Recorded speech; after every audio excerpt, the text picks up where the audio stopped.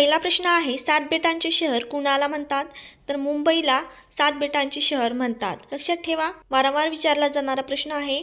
मुंबई या शहराला 7 बेटांचे शहर म्हटले जाते. पुढील प्रश्न आहे, भारतातले पहिले परवानाधारक वैमानिक कोण? तर भारतातले पहिले परवानाधारक वैमानिक आहे जे.आर.डी. टाटा. कोण आहे? तर जे.आर.डी. टाटा. लक्षात ठेवा. पुढील प्रश्न आहे, नोबेल सन्मानाचे पहिले भारतीय मानकरी सांगा. तर नोबेल सन्मानाचे पहिले भारतीय मानकरी आहेत रवींद्रनाथ टागोर. पुढील प्रश्न आहे, उत्तर ध्रुवावर पोहोचलेल्या पहिल्या भारतीय महिला अधिकारी कोण? तर उत्तर ध्रुवावर पोहोचलेल्या पहिल्या भारतीय अधिकारी आहेत कॅप्टन जोया अग्रवाल.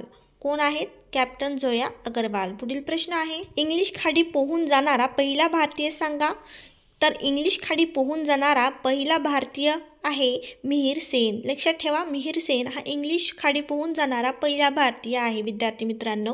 पुढील प्रश्न आहे, पिसाचा झुलता मनोरा कोणत्या देशात आहे? तर पिसाचा झुलता मनोरा हा इटली या देशामध्ये आहे. कोणत्या देशामध्ये आहे? तर इटली या देशामध्ये आहे पिसाचा झुलता मनोरा. पुढील प्रश्न पाहूयात, मोनालिसा या जगप्रसिद्ध चित्राचे चित्रकार कोण?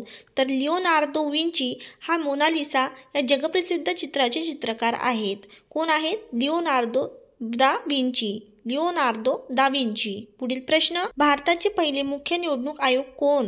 तर भारताचे पहिले मुख्य निवडणूक आयोग आहेत सुकुमार सेन. हे भारताचे पहिले मुख्य निवडणूक आयोग होते. पुढील प्रश्न आहे, अंटार्क्टिकावर पाऊल ठेवणारे पहिले भारतीय कोण होते? तर लेफ्टनंट रामचरण हे अंटार्क्टिकावर पाऊल ठेवणारे पहिले भारतीय होते.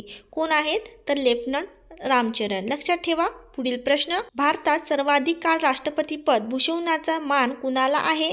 तर डॉक्टर राजेंद्र प्रसाद यांना भारतात सर्वाधिक काळ राष्ट्रपतीपद भूषवण्याचा मान आहे. पुढील प्रश्न पाहूयात, भारतात राष्ट्रपतीपदी निवडून आलेले पहिले उपराष्ट्रपती कोण? तर भारतात राष्ट्रपतीपदी निवडून आलेले पहिले उपराष्ट्रपती होते डॉक्टर सर्वपल्ली राधाकृष्णन.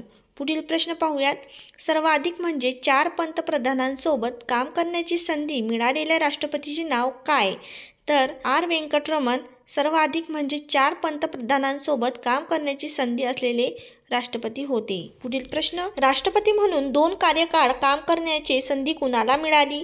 तर राष्ट्रपती म्हणून 2 कार्यकाळ काम करण्याची संधी डॉक्टर राजेंद्र प्रसाद यांना मिळाली होती. पुढील प्रश्न, कोणत्या देशाला मध्यरात्रीच्या सूर्याचा देश असे म्हटले जाते? तर नॉर्वे या देशाला मध्यरात्रीच्या सूर्याचा देश म्हटले जाते विद्यार्थी मित्रांनो. लक्षात ठेवा, नॉर्वे या देशाला मध्यरात्रीच्या सूर्याचा देश असे म्हटले जाते. पुढील प्रश्न, पेंग्विन हा कोणत्या देशातील महत्त्वाचा पक्षी आहे? तर पेंग्विन हा अंटार्क्टिका या प्रदेशातील महत्त्वाचा पक्षी आहे. लक्षात ठेवा, अंटार्क्टिका या प्रदेशातील महत्त्वाचा पक्षी आहे. पुढील प्रश्न, सागाच्या लाकडाची निर्यात कोणत्या देशातून सर्वाधिक होते? तर सागाच्या लाकडाची निर्यात ही म्यानमार या देशातून सर्वाधिक होते.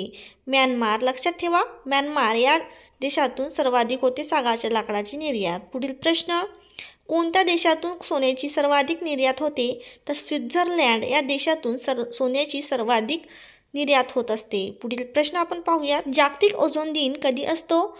तर 16 सप्टेंबर या दिवशी जागतिक ओझोन दिन असतो. कधी असतो? तर 16 सप्टेंबरला. पुढील प्रश्न, भारतातील पहिल्या महिला IPS अधिकारी कोण? तर भारतातील पहिल्या महिला IPS अधिकारी किरण बेदी ह्या होत्या. कोण होत्या? तर भारतातील पहिल्या महिला IPS अधिकारी किरण बेदी होत्या. पुढील प्रश्न, मॅग्सेसे पुरस्कार मिळवणारे पहिले भारतीय कोण? तर मॅग्सेसे पुरस्कार मिळवणारे पहिले भारतीय आहेत आचार्य विनोबा भावे.